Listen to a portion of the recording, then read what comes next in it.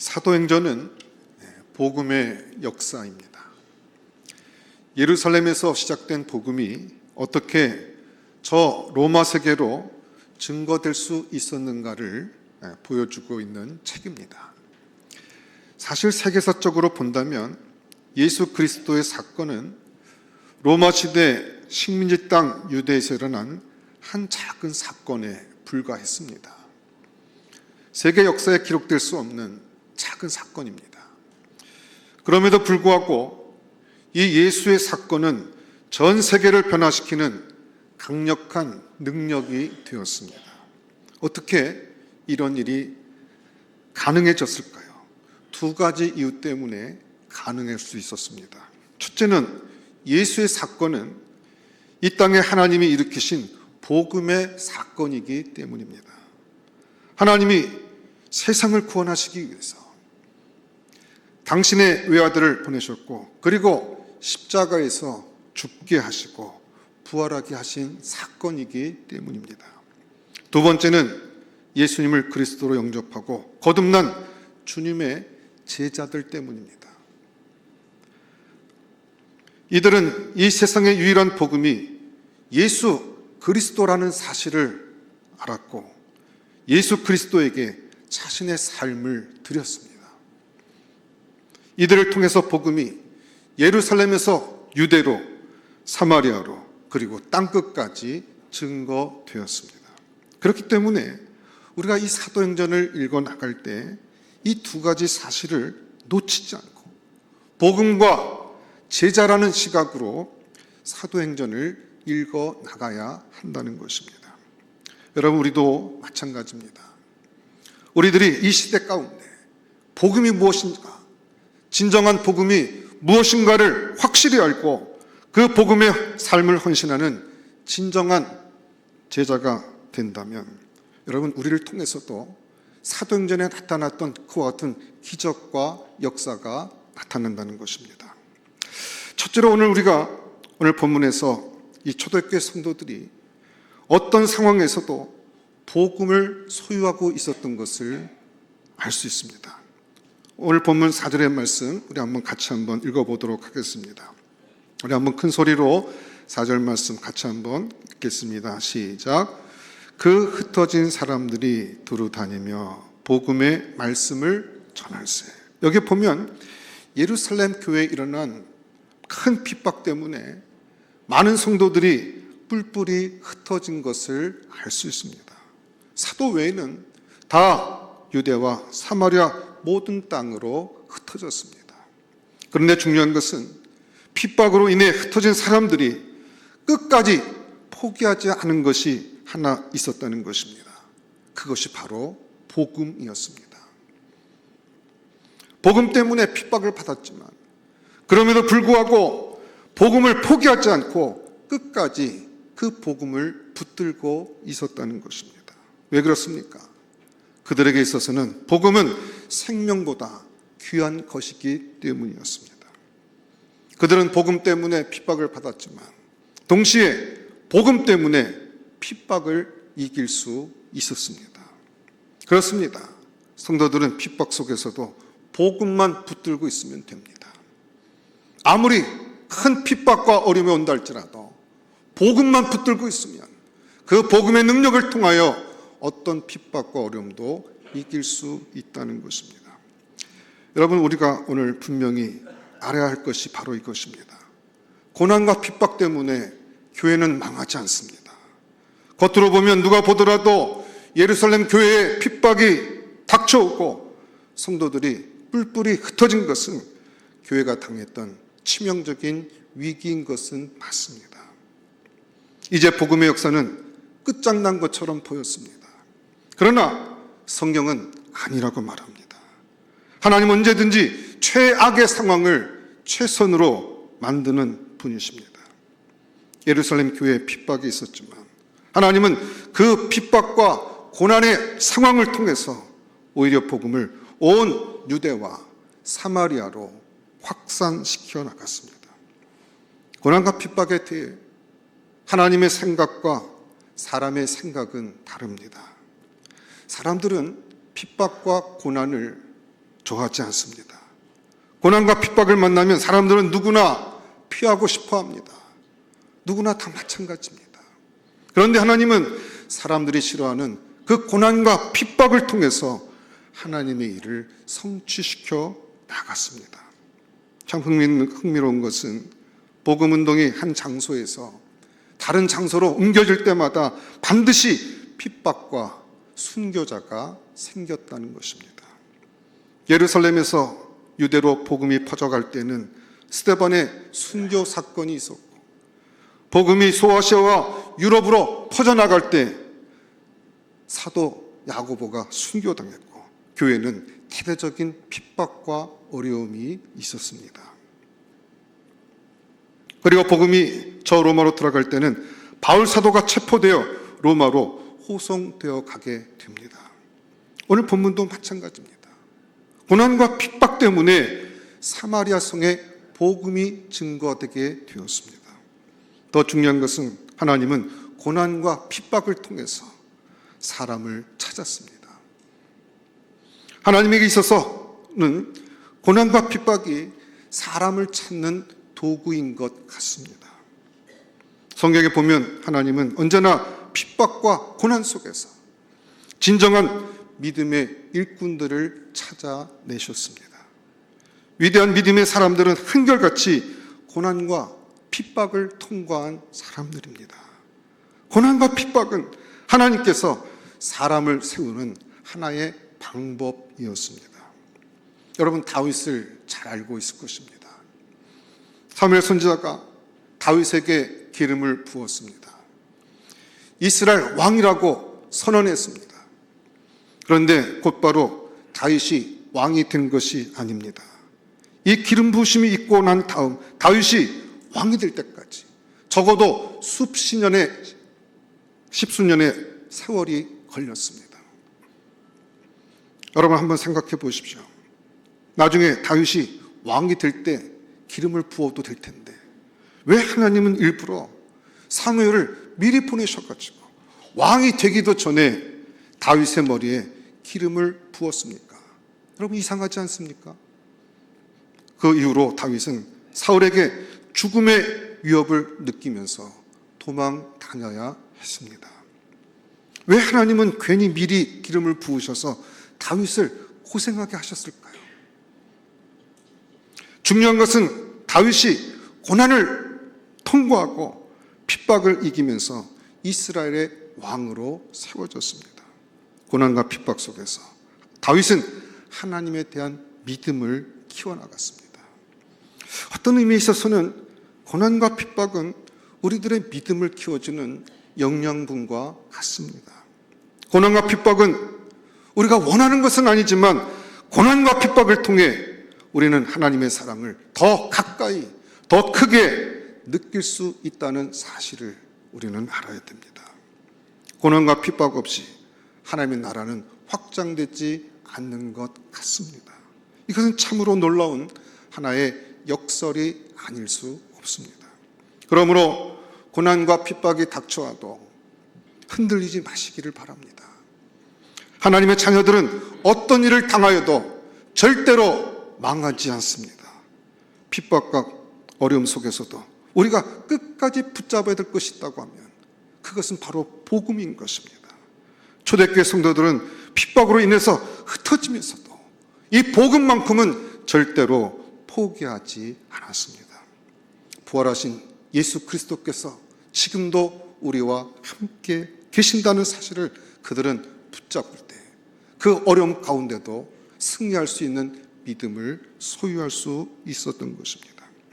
그래서 사도 바울은 고린도후서 4장 7절부터 10절에 이렇게 고백하고 있습니다.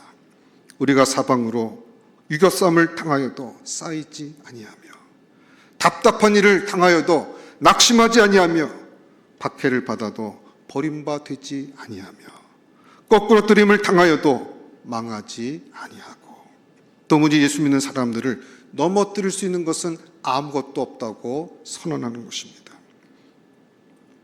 왜냐하면 우리는 질거릇처럼 참으로 보잘것없고 연약하지만 보배이신 그리스도께서 우리와 함께 계시기 때문인 것입니다. 두 번째 우리가 본문에서 눈여겨볼 것은 빌립이 복음을 들고 간 이 사마리아 성입니다. 사마리아 성은 한마디로 그리스도의 복음을 필요로 하는 현장입니다. 사실 사마리아 성은 유대인들이 가기를 꺼려했던 곳입니다. 유대인들은 사마리아 사람들을 이방인들보다 더 싫어했습니다. 왜 유대인들이 사마리아 사람들을 싫어했는지 구약 성경을 보면 알 수 있습니다. 여러분, 우리가 잘 아는 것처럼 이스라엘은 솔로몬 왕 이후에 남과 북으로 갈라졌습니다. 남쪽 나라를 유대라고 했고 북쪽 나라를 이스라엘이라고 했습니다. 우리나라와 좀 비슷한 그런 상황입니다. 그런데 북쪽 이스라엘은 주전 721년에 아시리아에 의해서 멸망을 당하게 됐는데, 아시리아가 북쪽 이스라엘 사람들을 흩어버리고 그 북쪽 이스라엘 남자들을 노예로 전 세계에 팔아버리게 됩니다. 그리고 그 땅에 이방인들을 이주시켜서 살게 했습니다. 그러다 보니까 북쪽 이스라엘에 남아있던 사람들은 이방인들과 섞여 살게 되었습니다.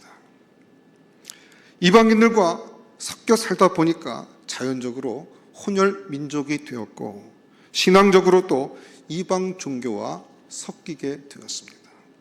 이후부터 남쪽 유다 사람들은 사마리아 사람들을 상종하지 않았습니다. 사마리아 땅은 한마디로 가난과 고통으로 저주받은 땅이 되었습니다. 그리고 그곳에는 혼합주의와 우상숭배, 그리고 변질된 신앙으로 가득 차 있었습니다. 복음을 잃어버린 땅, 마술과 미신이 판을 친 땅이라고 할 수 있습니다.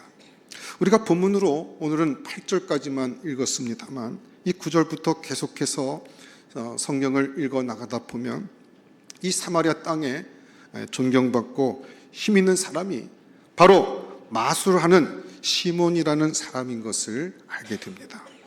낮은 사람부터 높은 사람까지 모두가 다 그에게 청종했다고 성경은 말합니다. 왜냐하면 그가 능력을 행했기 때문입니다. 또 성경은 우상숭배와 미신이 성행하고 복음을 잃어버린 그 땅에 온갖 질병에 시달리는 자, 귀신 들린 자가 많았다고 말하고 있습니다. 복음을 잃어버리고 우상과 미신을 섬기면 그런 고통을 당하게 되어 있습니다. 이런 사마리아 땅에 유대인이 들어가 복음을 전한다는 것은 당시로서는 아주 파격적인 일입니다. 그런데 전도자 빌립은 그 사마리아 땅으로 들어갑니다. 그의 가슴 속에는 한 영혼을 향한 뜨거운 열정이 있었고 유대인뿐만 아니라 사마리아인도 역시 하나님의 복음이 필요함을 알았습니다. 그는 사도행전 1장 8절의 주님의 명령 속에 사마리아가 포함되어 있다는 것을 남달리 의미 있게 받아들인 사람이었습니다. 그렇기 때문에 그 사마리아 성에 복음을 들고 찾아간 것입니다. 그런데 여기서 우리는 한 가지 사실을 알아야 합니다. 그 옛날 사마리아 땅은 지금 이 시대 가운데도 존재하고 있다는 것입니다. 참된 복음을 모르고 미신과 우상숭배로 가득 찬 사마리아 땅과 같은 곳이 오늘날 어디일까요? 마술하는 자, 이상한 능력을 행하는 자가 큰 소리치고 힘을 가지고 있는 그런 사마리아는 지금은 어디일까요? 혹시 우리나라는 아니겠습니까? 이 원지 땅은 아닐까요? 오늘날 많은 사람들이 이 땅에 교회가 너무 많다고 말을 합니다. 밤에 보면 십자가 불빛만 보인다고 말을 합니다. 그렇다면 우리나라가 기독교 국가입니까? 아닙니다. 사실 우리가 가만히 보면 여전히 이 나라는 우상숭배, 무당의 나라입니다. 무당들이 이 나라 가운데 판을 치고 있습니다. 여러분, 이 땅에 역술인의 숫자는 100만 명이 넘는다고 합니다. 옛날 통계지만 신정과 구정 사이에 사주팔자를 보는 사람들이 대략 800만 명 정도 된다고 합니다. 우리나라 인구가 5,120만이라고 하는데 6명 중에 한 사람은 구정과 신정 사이에 이렇게 사주팔자를 보고 있다는 것입니다. 요즘도 060 또는 079로 시작되는 전화 서비스에서 그날의 운세를 물어보는 일이 너무 많다고 합니다. 그 시장이 한 4조 정도 된다고 합니다. 또 정치와 미신이 손을 잡고 있습니다. 가장 점을 많이 보는 사람들이 국회의원이고 또 나라의 무슨 투표일이나 행사하는 날을 정할 때면 요즘에도 무당에게 물어보고 정하기도 한다고 합니다. TV 방송에 나오는 드라마 한 편, 영화 한 편 나올 때마다 여전히 고사를 지내고 있다는 사실을 여러분 알고 있습니까? 젊은이들은 컴퓨터를 통해서 부적을 다운받는다고 합니다. 무당을 만드는 학원이 있고 백화점에 가면 사주팔자를 봐주고 운동시합에 나가는 운동선수들의 운동복에 부적을 붙여주는 나라가 바로 대한민국입니다. 바깥에서 보면 여전히 우리나라는 우상 숭배의 나라입니다. 자, 빌립이 이런 저주받은 땅 사마리아 성에 내려가서 무엇을 합니까? 5절 말씀 한번 같이 보겠습니다. 자, 5절 우리 또 한번 같이 큰 소리로 같이 읽어보도록 하겠습니다. 시작. 빌립이 사마리아 성에 내려가 그리스도를 백성에게 전파하니. 여기 보면 빌립은 사마리아 성에 들어가서 다른 것이 아니라 그리스도를 백성들에게 전했습니다. 왜냐하면 그는 이 성에 다른 것이 필요한 것이 아니라 바로 그리스도 복음이 필요하다고 보았기 때문입니다. 그렇다면 성경이 말씀하고 있는 복음은 무엇입니까? 복음은 한마디로 예수 그리스도, 그분이 우리의 구원자고 우리 인생의 모든 답이 된다고 하는 것이 그런 고백인 것입니다. 초대교회 성도들이 핍박 중에서도 결코 포기할 수 없었던 것은 바로 하나님의 아들이요 온 세상의 구세주이신 예수 그리스도였습니다. 빌립이 분명하게 확신했던 부분도 바로 이 부분입니다. 십자가에서 우리 대신 죽으신 예수 그리스도, 모든 죄와 저주, 사탄을 단숨에 꺾어버린 능력의 십자가, 그리고 부활하셔서 지금도 살아계셔서 온 땅을 통치하고 계시는 그리스도 예수, 바로 그 복음만이 우상 숭배와 미신, 마술과 이상한 종교에 빠진 사마리아를 살리는 유일한 길인 것을 빌립은 알았던 것입니다. 여러분, 그렇습니다. 미신에 빠져 고통당하는 사람들을 살릴 수 있는 유일한 길은 복음밖에 없습니다.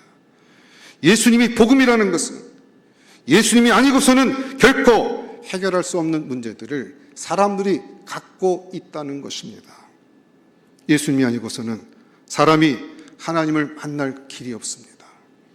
사람들이 노력한다고 해서 하나님을 만날 수 있는 것이 아닙니다. 머리 깎고 산에 올라간다고 하나님 만날 수 있는 것 아닙니다. 나무한테 절한다고 하나님을 만날 수 있는 것이 아니고, 큰 바위 밑에 촛불 펴놓고 빈다고 해서 하나님을 만날 수 있는 것 아닙니다. 그것들은 하나님 아닙니다. 여러분, 사람들은 참 어리석습니다. 나무는 그냥 나무고 돌은 그냥 돌이지 그것이 좀 크다고 하나님이 될 수 있겠습니까? 성경은 그렇게 말하지 않습니다. 복음은 하나님이 사람을 찾아오셨습니다. 몸을 입고 이 땅에 오신 하나님, 바로 예수 그리스도만이 하나님을 만나는 유일한 길인 것입니다. 그래서 예수님은 요한복음 14장 6절에서 이렇게 말씀하셨습니다. 내가 곧 길이요 진리요 생명이니 나로 말미암지 않고는 아버지께로 올 자가 없느니라. 예수님이 복음이라는 것은 예수님이 아니고서는 죄를 용서받을 길이 없다는 것입니다. 죄는 숨긴다고 해서 없어지는 것도 아니고, 시간이 지나면 저절로 사라지는 것도 아닙니다. 착한 일을 좀 한다고 해서 죄가 상쇄되는 것도 아닙니다. 분명하게 말씀드리면 죄는 용서받아야 합니다. 그런데 문제는 세상에 다른 방법으로는 죄를 용서받을 수 없다는 것입니다. 죄를 해결하는 길은 오직 주 예수 그리스도 십자가 은혜밖에 없는 것입니다. 왜 그렇습니까? 예수님이 저와 여러분들의 죄를 대신 지시고 죽으셨기 때문입니다. 아무도 내 대신 죄를 지고 죽을 사람이 없습니다. 나를 사랑하는 부모님도 내 죄를 대신해서 죽을 수 없습니다. 그런데 죄 없으신 예수님은 저와 여러분들을 죄와 심판에서 건져내시기 위해서 대신 죽으셨습니다. 로마서 5장 8절에 보면 우리가 아직 죄인되었을 때 그리스도께서 우리를 위하여 죽으심으로 하나님께서 우리에 대한 자기의 사랑을 확증했다고 말씀하고 있습니다. 에베소서 1장 7절에서도 이렇게 말합니다. 우리는 그리스도 안에서 그의 은혜의 풍성함을 따라 그의 피로 말미암아 속량 곧 죄사함을 받았느니라. 예수 그리스도의 보혈을 의지하고 믿음으로 주 앞에 나가게 될 때 그 십자가 공로를 통해서 우리의 죄 문제가 해결될 수 있고 그 십자가 은혜를 통해서만 우리의 모든 죄값을 우리가 해결할 수 있다고 성경은 분명히 말씀하고 있습니다. 예수님이 복음이라는 것은 예수님이 아니고서는 해결할 수 없는 영적인 문제들을 사람들이 가지고 있다는 것입니다. 성경은 너무나 분명하게 말씀하고 있습니다. 사람들이 인정하든 인정하지 않든 하나님의 자녀가 아니면 마귀의 자녀입니다. 하나님께 속한 자가 아니면 마귀에게 속한 자요. 그는 지옥에 갈 수밖에 없다고 성경은 분명하게 말씀하고 있습니다. 분명히 말씀드리지만 불신자들은 영적으로 결코 자유하지 못합니다. 하나님께 속한 자가 아니라 마귀에게 속한 자들이기 때문입니다. 문제가 없을 때는 하나님이 어디 있냐라고 큰 소리 치지만 삶에 문제가 닥쳐오게 되면 그때는 당황하게 됩니다. 이상한 꿈만 꿔도 불안해합니다. 그렇기 때문에 하나님 모르면 다른 것을 붙잡을 수밖에 없는 거예요.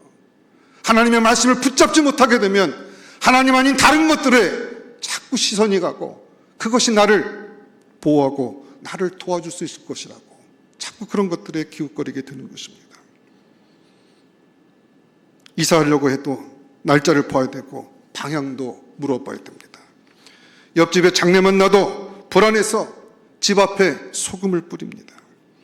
혹시 뭐가 잘못될까 봐 부적을 붙이고 그것도 불안해서 그날의 운수를 보고야 비로소 움직입니다. 많은 사람들이 운명과 저주에 빠져 있습니다. 그러나 예수 믿는 사람, 저와 여러분들은 끄떡없습니다. 제가 아는 한 분이 있는데 이분 장례집에 가서 음식만 먹었다 하면 토사가 나는 분이 있습니다. 동네 장례집에 안 갈 수는 없고 또 가면 토사가 나고 반쯤 죽어서 고통스러워서 정말 살기가 힘들었던 분입니다. 그러다 보니까 주변에 예수 믿는 분들 보니까 또 멀쩡한 거예요. 그래서 그 사람이 견디다 못해서 교회에 나오기 시작했습니다. 하나님 만나고 구원을 받았습니다. 그러고 나서는 아무 장례집에 가도 멀쩡해지는 거예요. 여러분, 우리가 그 복음을 보유하고 살고 복음 가운데 살게 되면 부적 안 붙이고 다녀도 잘 살 수 있습니다. 왜 그렇습니까? 그 예수 믿는 믿음을 통해서 그 운명과 저주에서 해방되었기 때문인 것입니다. 마귀의 자녀에서 하나님의 자녀로, 어둠에서 빛으로, 그리고 죽음에서 생명으로 옮겨진 인생들, 예수 그리스도의 보혈을 의지하는 그 믿음을 가진 하나님의 사람들을 하나님께서 그렇게 보호하신다고 말씀하고 있습니다. 로마서 8장 1절에서 2절에서는 이렇게 말씀합니다. 그러므로 이제 그리스도 예수 안에 있는 자에게는 결코 정죄함이 없나니 이는 그리스도 예수 안에 있는 생명의 성령의 법이 죄와 사망에서 너를 해방하였습니다. 예수님은 복음입니다. 여러분, 고난과 핍박 가운데 있다 할지라도 예수를 붙잡는 자들에게 승리가 있고 예수 안에 있는 그 성령의 법 가운데 살아가게 될 때 그가 믿음의 사람이고 그 믿음의 사람들을 하나님께서 책임져 주시는 것입니다. 세 번째 우리가 볼 것은 복음의 능력입니다. 오늘 본문에 보면 빌립이 그리스도를 사마리아 성에 전파할 때 놀라운 일이 생겼습니다. 자, 오늘 본문 6절, 7절 말씀도 한번 같이 읽어보겠습니다. 자, 우리 한번 6절, 7절 말씀 우리 큰 소리로 같이 합독해서 읽겠습니다. 시작. 무리가 빌립의 말도 듣고 행하는 표적도 보고 한 마음으로 그가 하는 말을 따르더라. 많은 사람에게 붙었던 더러운 귀신들이 크게 소리를 지르며 나가고 또 많은 중풍병자와 못 걷는 사람이 나으니. 여러분, 여기 보면 복음이 증거되자 놀라운 표적이 나타나는 것을 보게 됩니다. 사람들에게 붙어있던 귀신이 떠나가고 중풍병자와 안진뱅이가 나음을 입었습니다. 여기 보면 귀신이 사람에게 붙어있다고 말을 합니다. 귀신들이 사람에게 붙었다 떨어졌다 합니다. 귀신은 영적인 존재입니다. 눈에 보이지 않지만 사람에게 붙어서 사람을 억누르기도 합니다. 질병을 주기도 하고 억눌러서 사람을 괴롭게 하기도 합니다. 꿈으로 누르기도 합니다. 많은 불신자들이 이 귀신에게 시달리고 있습니다. 그러므로 이 악한 영이 역사를 하게 되면 기도를 못해요. 어둠의 세력이 우리의 영혼을 누르면 마치 마비된 현상과 같은 일들이 일어나게 됩니다. 찬송을 불러도 기쁨이 없고 설교를 들으면 절개되고 이상하게 머리가 아프고 답답하고 괜히 사람들이 믿고 자기도 모르게 화가 치밀어 오릅니다. 이런 현상들은 악한 영에게 억압당하는 현상들입니다. 그러나 복음이 들어오면 어떻게 됩니까? 순식간에 이 쇠사슬, 이 억눌림에서 자유하게 됩니다. 마치 어둠에 빛이 비치듯이 악한 영이 떠나가게 되는 것입니다. 여러분, 이 설교를 해보면 알 수가 있습니다. 이 설교 전에는 사람들의 얼굴이 어둡다가도 또 설교가 끝날 무렵이 되면 얼굴이 환해지는 사람들이 있습니다. 천사의 얼굴처럼 변하는 얼굴들을 보게 됩니다. 복음이 선포될 때, 주님의 십자가 그 복음이 선포될 때 악한 영들이 떠나가고 그 귀신의 억눌림에서 해방되기 때문에 그렇습니다. 여러분, 이게 복음의 능력이에요. 복음이 선포됐고 하나님의 말씀을 통해서 하나님의 사람들이 자유케 되는 역사가, 하나님을 높이고 하나님의 말씀 가운데 헌신하고자 다짐하게 될 때 그 심령 가운데 성령께서 역사하시는 것입니다. 여러분, 이 당시에 귀신에 사로잡혔다는 것은 그 인생이 끝났음을 의미합니다. 지금도 마찬가지지만 중풍병은 고치기 쉬운 병이 아닙니다. 안진뱅이를 일으켜 세울 수 있다는 의술에 대해서는 저는 아직 들어본 적이 없습니다. 그런데 복음은 안진뱅이를 일으켰습니다. 여러분, 그렇습니다. 복음은 한마디로 능력입니다. 능력이라는 단어는 히라보로 두나미스라는 단어를 쓰고 있는데 이것은 다이너마이트 같은 폭탄을 이야기하는 것입니다. 복음 때문에 사람이 변화되고 복음 때문에 과거의 잘못을 회개하고 하나님의 사람으로 거듭나는 것입니다. 강도가 변하고 알코올 중독자와 마약에 붙들어 살던 사람들이 예수 안에서 새로운 인생을 사는 것입니다. 복음, 곧 예수 그리스도의 이름이 병자들이 나음을 입고 귀신들이 떠나가는 것입니다. 예수 이름이 들어가면 가정이 변합니다. 아니, 한 지역과 도시가 변하고 심지어 한 나라가 바뀌기도 합니다. 여러분, 그렇습니다.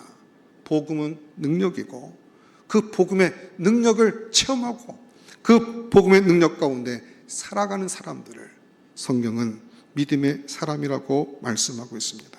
오늘 본문에 보면 빌립이 사마리아 성 가운데 그 증거했던 복음을 통해서 사마리아 땅에 엄청난 일이 일어나게 됩니다. 본문은 빌립의 사마리아 전도의 결과를 한마디로 이렇게 표현하고 있습니다. 자, 8절 말씀 우리 한 번 더 같이 읽어보도록 하겠습니다. 8절 우리 큰 목소리로 같이 읽겠습니다. 시작. 그 성에 큰 기쁨이 있더라. 여러분, 이 말씀은 짧은 말씀이지만 너무나도 놀라운 주님의 말씀입니다. 예수 이름으로 귀신이 떠나가고 기쁨이 넘쳤습니다. 병든 자가 예수 이름으로 치유되고 기쁨이 넘쳤다는 것입니다. 사람들이 예수 때문에 삶의 의미를 발견하고 그들 가운데 기쁨이 넘쳤다고 말씀하고 있습니다. 이것은 큰 기쁨입니다. 사마리아 성을 뒤집어 놓았던 기쁨이었습니다. 그러므로 예수 믿는 것은 단순히 지성적인 동의나 인격적이고 윤리적인 사건으로만 규정해서는 안 된다는 것입니다. 복음은 한마디로 능력인 것입니다. 오늘 본문은 복음은 이처럼 전해져야 되고 전해질 수밖에 없다고 말씀하고 있는 것입니다. 여러분, 스데반의 순교로 교회에 고난과 핍박이 몰려왔지만 교회는 망하지 않았습니다. 핍박과 고난은 끝이 아닙니다. 하나님의 새로운 역사의 시작입니다. 그러므로 지금 좀 어렵다고 끝이라고 말하지 마십시오. 하나님의 놀라운 계획이 있다는 것을 믿으시기 바랍니다. 저는 여러분에게 도전하고 싶습니다. 여러분, 정말 복음을 소유하고 있습니까? 복음의 능력을 믿습니까? 나 한 사람도 변화시키지 못하는 힘없는 복음이 아니라 능력의 복음, 영광의 복음임을 여러분 마음 가운데 진짜 믿으십니까? 그렇다면 그 복음을 들고 세상을 향해 나가야 될 줄로 믿습니다. 내게 은혜를 주시고 내게 역사하셨던 그 복음의 능력을 내가 체험할 뿐만 아니라 그 복음을 들고 정말 세상 땅끝까지 나가 그 복음을 증거하는 일에 쓰임받아 하나님 앞에 서게 될 때 영광 가운데 주님을 배울 수 있는 믿음의 종들이 다 될 수 있기를 주의 이름으로 축원합니다. 기도하겠습니다. 하나님 감사합니다. 우리 연약하고 부족한 인생이라 할지라도 주께서 우리를 부르시고 인도하셔서 마침내 영원한 복락 가운데 인도하실 그 신실한 주님을 바라보며 또 믿음으로 살아갈 수 있는 저희들 모두가 될 수 있도록 은혜 허락하여 주시옵소서. 복음의 능력을 체험케 하시고 그 복음의 능력을 힘입어 땅끝까지 이르러 그 영광스러운 복음을 증거하는 자로 살아갈 수 있도록 주께서 은혜 허락하여 주시옵소서.